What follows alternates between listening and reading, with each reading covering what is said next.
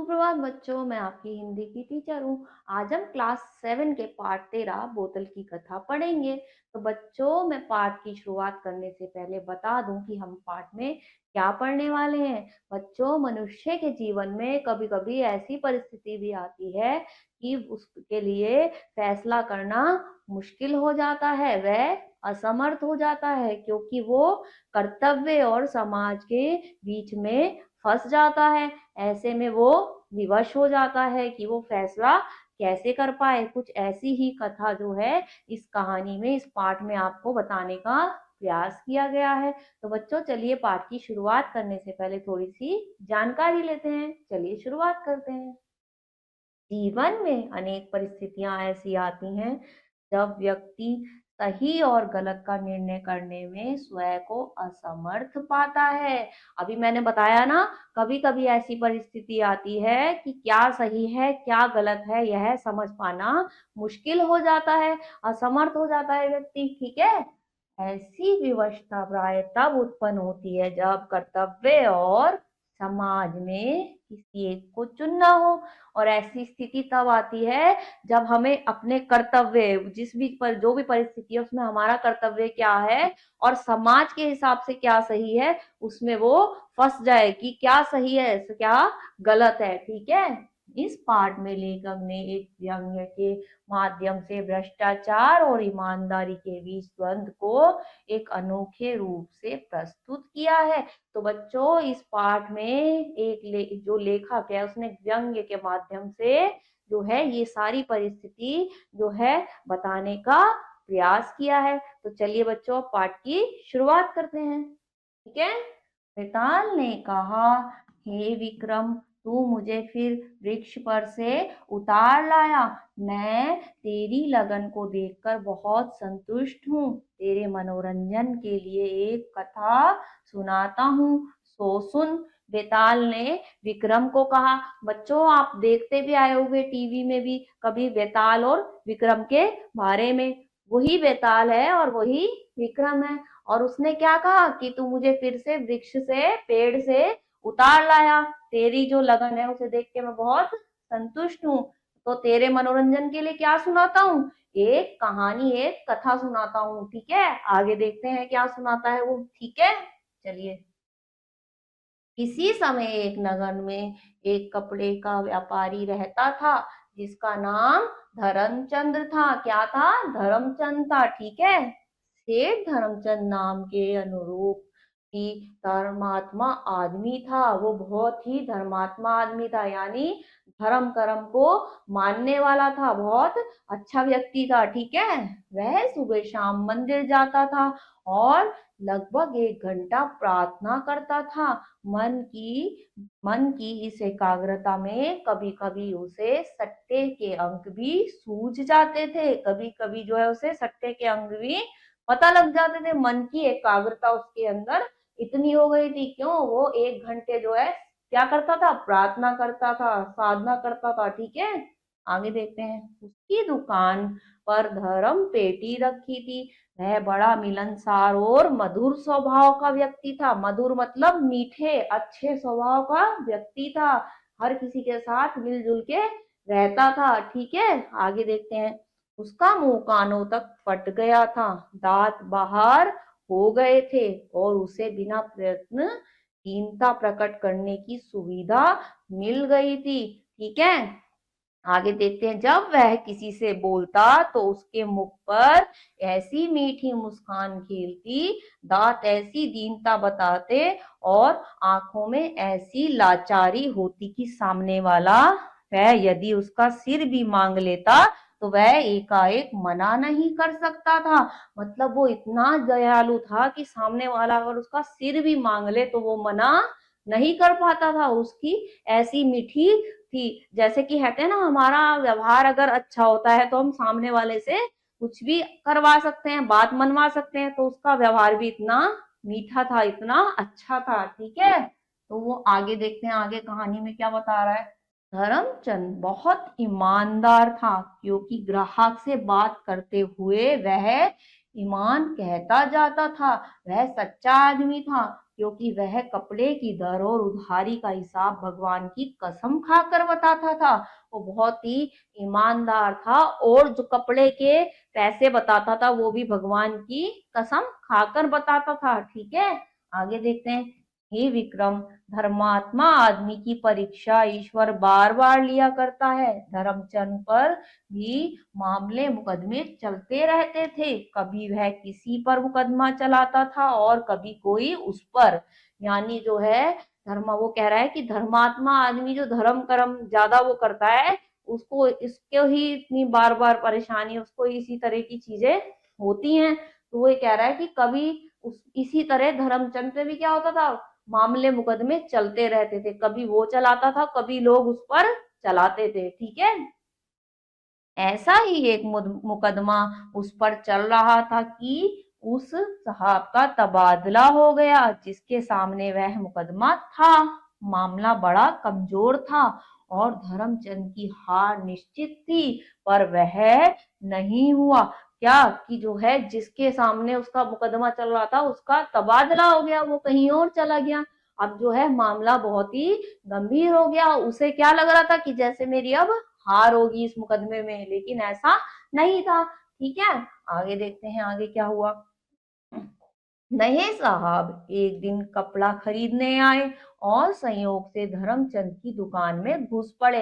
अब जो तबादला उसकी जगह नए जो साहब जो नए बैठे थे, उसकी जगह उन साहब जज की जगह जो वो आए थे, वो उसकी दुकान पे कपड़ा खरीदने आते हैं। आगे देखो।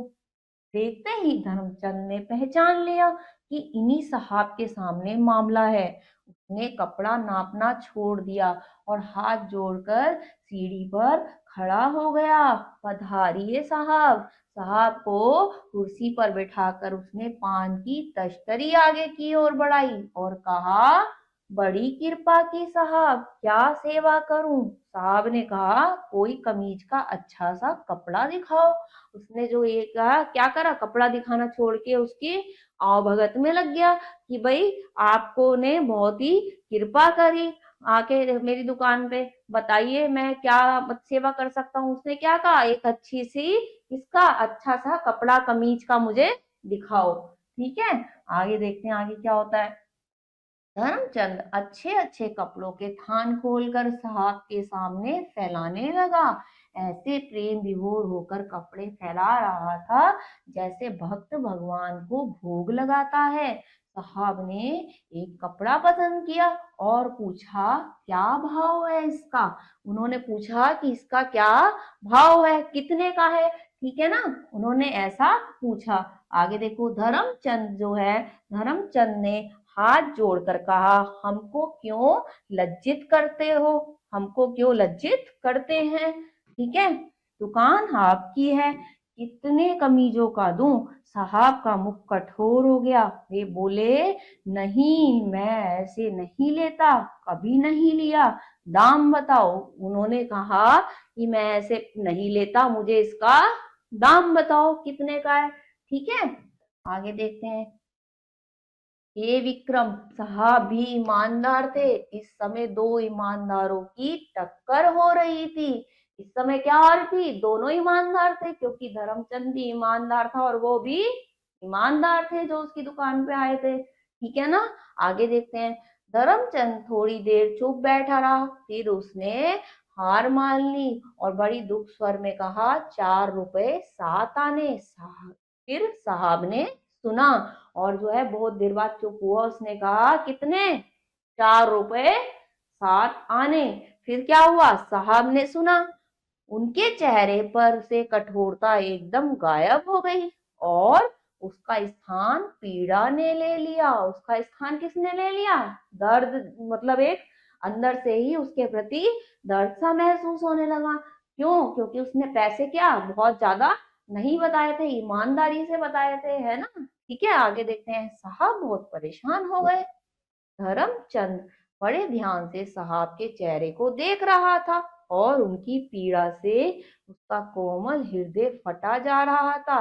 साहब ने अटकते स्वर में कहा, नहीं भाई नहीं, इतना महंगा नहीं पहन सकते। वे उठकर चलने लगे। उन्होंने कहा, नहीं भाई नहीं, इतना महंगा नहीं पहन सकते। फिर उन्होंने ऐसा भी कहा और उठकर चलने लगे। फिर क्या हुआ आगे देखते हैं। धर्मचंद ने उनके मुख को देखा और वह स्वैर हुआसा हो गया। उसने विनती की, साहब कीमत की कोई बात नहीं, आप ले तो जाइए। यह सुनकर ना जाने के उस साहब को क्रोध आ गया। जब उसने ये बोला कीमत की कोई बात नहीं है, आप ले तो जाइए, तो ये सुन के जो है उन्हें गुस्सा आ गया। ठीक है, ये धर्मचंद को रास्ते से हटाकर दुकान से बाहर निकल गए। जब तक वे आंखों से ओझल नहीं हो गए तब तक धर्मचंद उन्हें देखता ही रहा। फिर मन महसूस कर काम में लग गया, और जब तक वो वहां से गायब नहीं हुए उन्हें देखता रहा, फिर उदास होकर वो अपने काम में लग गया। ठीक है, आगे देखते हैं आगे क्या हुआ। उस शाम को जब धर्मचंद भगवान के सामने प्रार्थना करने बैठा तो उसके निर्मल हृदय से स्वर उठा, हे धर्म। ने साहब का दुखी मन देखा। उनकी आंखों में कितनी विवशता थी, कितनी निराशा थी, कितने लालच में उन्होंने वह कपड़ा पसंद किया था, और कीमत सुनकर चेहरा कैसा उतर गया था। मतलब कि तूने जो है उनको जो है लगा था कि ये शायद सही उसमें दे देगा, लेकिन जो है कीमत सुन के उनका चेहरा उतर गया। ठीक है, आगे देखो। सोचते होंगे, हाय हम अफसर कहलाते हैं पर मन का कपड़ा नहीं पहन सकते। धर्मचंद, तू तो अफसरों की हालत भली भांति जानता है। तू बड़ा दयालु मनुष्य है। क्या तुझे साहब पर दया नहीं आती? क्या तू उस दुखी की इतनी सी इच्छा पूरी नहीं कर सकता? धिक्कार है तेरे पूजन वंदन को।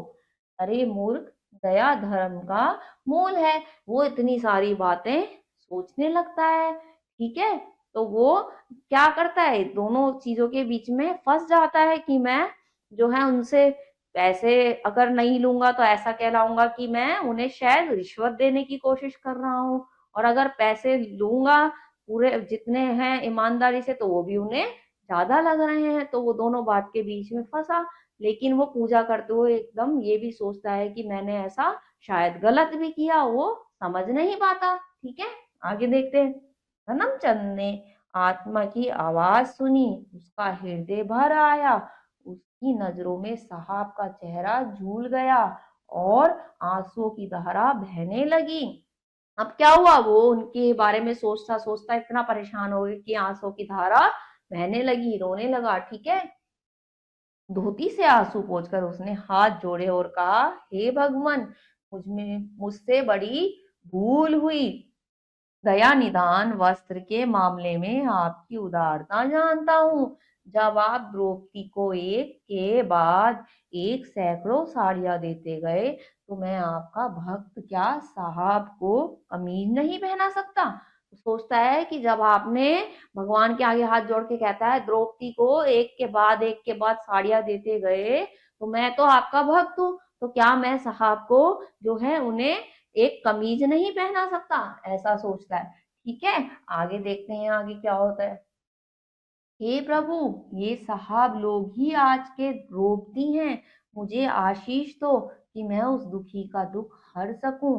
मैं प्रतिज्ञा करता हूँ आपसे कि एक महीने के भीतर साहब को उस कपड़े की कमीज पहना कर रहूंगा। प्रतिज्ञा करने से धर्मचंद का मन हल्का हो गया और उसने भगवान के सामने प्रतिज्ञा की कि मैं एक महीने के अंदर जो ये कमीज है साहब को पहना कर रहूंगा।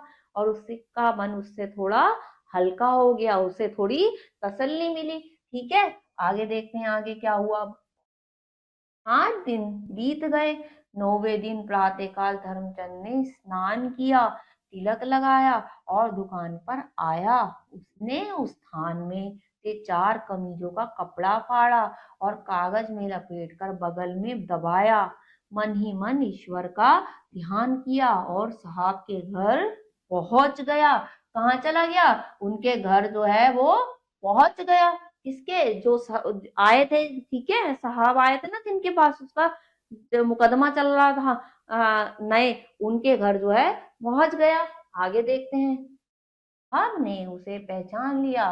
पूछा, क्यों सेठ जी कैसे आए, क्यों आए हो, कैसे आए हो। ठीक है, आगे क्या होता है, आगे देखते हैं। सेठ ने सकुचाते हुए धीरे कपड़ा खोला और कहा, दूर अभी बम्बई गया था, वहां एक कट्टीस की दुकान में यह कपड़ा सस्ता मिल गया, मैं सबका सब ले आया। 6 कमीजों का था, 2 कमीजों को मैंने अपने लिए रख लिया और यह 4 का हुजूर के लिए ले आया। मतलब उसने ऐसी तरकीब निकालने की सोची कि भाई उन्हें मैं दे दूं ये। तो वो कहता है कि एक कपड़ा वहां गया था, सस्ता मिल गया, उसमें से 2 मैंने रख ली और 4 आपको देने आया हूँ। ठीक है, उसने कपड़ा साहब के हाथ में दे दिया। साहब ने कपड़ा देखा, फिर सेठ जी की तरफ देखा, फिर खिड़की से बाहर देखा, फिर जमीन की तरफ देखते हुए कहा, बड़ा सस्ता मिल गया। फिर जमीन की तरफ देखते हुए बोले कि बड़ा सस्ता मिल गया ये कपड़े तो। ठीक है, अच्छा किया जो आप ले आए, आपने अच्छा किया जो ले आए। आगे देखो, धर्मचंद ने कहा, हम तो साहब सेवा करने को हमेशा तैयार रहते हैं, धन दौलत साथ नहीं जाती, सेवा ही साथ जाती है। साहब ने 7 आने गज के हिसाब से कम कीमत दी, जो धर्मचंद ने सहर्ष ले ली। और अब जो है वो कीमत उन्होंने दी 7 आने के हिसाब से, उसने खुशी से वो ले ली। ठीक है ना, आगे देखते हैं आगे क्या होता है। चलते चलते वह बोला, साहब यहाँ के दर्जी बड़े बदमाश हैं, आप नए ही आए हैं, मैं अपना विश्वासी दर्जी भेजूंगा, मैं अपना एक ऐसा दर्जी भेजूंगा जो आपको सही पैसे लगा दे। ठीक है, शाम को धर्मचंद का विश्वासी दर्जी गया और साहब की नाप और कपड़ा ले आया और हाथ जोड़कर विनती करने लगा, प्रभु मेरी प्रतिज्ञा पूरी हो गई, साहब अब अवश्य ही उस कपड़े को पहन सकेंगे, यह सब आपकी ही इच्छा से हुआ है, अब मेरी लाज आपके हाथ में है।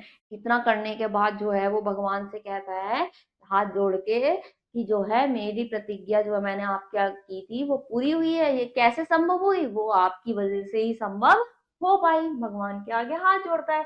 आगे देखो, हे विक्रम, कमीजें बन गई, इस्त्री हो गई, उठाकर पहनने लायक हो गई। जिस दिन साहब के सामने मामला पेश होना था उसी दिन सुबह धर्मचंद तैयार कमीज लेकर साहब के पास पहुंच गया। साहब तैयार कमीजों को देखकर बहुत ही प्रसन्न हुए और उन्होंने धर्मचंद को पुण्य धन्यवाद दिया, उन्होंने उसे दोबारा से धन्यवाद दिया। ठीक है, क्योंकि उनकी पसंद की कमीजें पहुंचाता है। आगे देखते हैं, हे विक्रम, ऐसा कौन साहब होगा जो ऐसी अच्छी कमीज पहनने में देर करे, अर्थात कोई नहीं। साहब भी उनमें से एक कमीज पहनकर दफ्तर गए। अब वो उनमें से एक वही कमीज पहन के पहुंच जाते हैं। ठीक है, साहब के सामने मामला पेश हुआ, उन्होंने पक्ष विपक्ष समझा। इसी समय ध्यानचंद सामने से साहब की ओर देखता निकल गया, दोनों मुस्कुरा उठे। हे विक्रम, उस छवि का वर्णन तो शारदा भी नहीं कर सकती, जो है वो ऐसा वर्णन था कि वो नहीं हो सकता। ठीक है, इस तरह का वो क्या था, दृश्य था। ठीक है, आगे क्या होता है, साहब ने फैसला लिखने के लिए कलम उठाई। इसी समय किसी अंत प्रेरणा से उनकी नजर कमीज पर पड़ी। सहसा एक चमत्कार हुआ, एक क्षण में वह कपड़ा फौलाद में परिवर्तित हो गया। एक क्षण में वो कपड़ा कैसा, फौलादी में परिवर्तित हो गया। उस फौलादी कमीज के वजन से साहब की रीढ़ जो है झुक गई। उससे क्या हुआ, उनकी रीढ़ जो है इतनी वैसी हो गई कि वो झुक गई। ठीक है, आगे देखते हैं। कमीज धीरे धीरे सिकुड़ने लगी और साहब के अंग अंग कसने लगे। आस्तीन सिकुड़कर हाथों में कसने लगी, कॉलर ने सिकुड़कर गला घोट दिया। साहब कर्रा उठे, कमीज सिकुड़ती जा रही थी। घबरा कर साहब ने फुर्ती से धर्मचंद के पक्ष में निर्णय लिख दिया।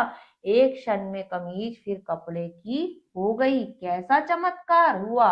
अब जो है कि ऐसा मतलब चमत्कार हुआ उनके साथ कि क्या हुआ, उनके साथ कमीज सिकुड़ गई और ऐसा लग रहा था मानो कोई भगवान ही इस तरह का उनके साथ सहयोग कर रहे हो उसके साथ। तो उन्होंने क्या करा, उसी के पक्ष में जो है फैसला लिख दिया। जैसे ही उसके पक्ष में फैसला लिखा, कमीज अपने आप परिवर्तित सही हो गई जैसे थी। ठीक है, ऐसा हुआ। आगे देखते हैं आगे क्या हुआ। धर्मचंद के जीतने की खबर फैल गई। सबको कैसा आश्चर्य हुआ। कोई कहता साहब ने ईमान खो दिया, कोई कहता साहब बेचारे क्या करें, ईमान तो धर्मचंद का गया। कुछ लोग कहते कि दोनों ने ईमान खोया। तो ऐसा होने लगा। जब ऐसा हुआ तो कोई कह रहा है कि जो वो हैं साहब हैं उन्होंने रिश्वत लेके ईमान खो दिया। कोई कह रहा कि धर्मचंद का ईमान चला गया क्योंकि उसने रिश्वत देने की कोशिश करी। कोई कह रहा कि दोनों ने ही ईमान खो दिया। सब यानी कि तरह तरह की बातें बनाने लगे। ठीक है, कथा समाप्त कर बेताल थोड़ी देर चुप रहा, फिर बोला, हे विक्रम, कथा तूने भी सुनी, अब तू बता कि किसका ईमान गया, साहब का, धर्मचंद का या दोनों का। अब जो है विक्रम से पूछते हैं कि अब तू ही बता कि किसका ईमान गया इसमें। ठीक है, विक्रम ने तुरंत उत्तर दिया, ईमान किसी का नहीं गया, क्योंकि धर्मचंद ने कपड़े का दाम लिया और साहब ने भी कीमत देकर कपड़ा लिया। यह सुनकर बेताल उड़ा और फिर वृक्ष पर जाकर लटक गया। देखो कितनी उसने सोच समझकर उत्तर दिया कि धर्म जो है किसी का नहीं है, क्योंकि उसने भी जो है पैसे लिए हैं। हालांकि उसने थोड़े कम लिए, लेकिन उसने भी अपने उसके दाम लिए और उन्होंने भी दिए। और धर्म इसमें किसी का कुछ भी नहीं गया, ईमान इसमें किसी का नहीं गया। इतना जो सुनने के बाद वो अपने वृक्ष पर जहाँ पे रहता है बेताल उड़ जाता है। तो बच्चों, आपने देखा कि किस तरह की परिस्थितियां आ जाती हैं कि जो इंसान है वो सही गलत का फैसला करने के बीच में किस तरह से फंस जाता है। ऐसे में जो है सूझबूझ से किस तरह से उसने काम लिया, है ना। तो बच्चों, इसको दोबारा से आप पढ़िएगा और दोबारा से इसको आप समझिएगा। अगले पार्ट में कुछ और बताएंगे। तब तक के लिए अपना ख्याल रखिए। ओके।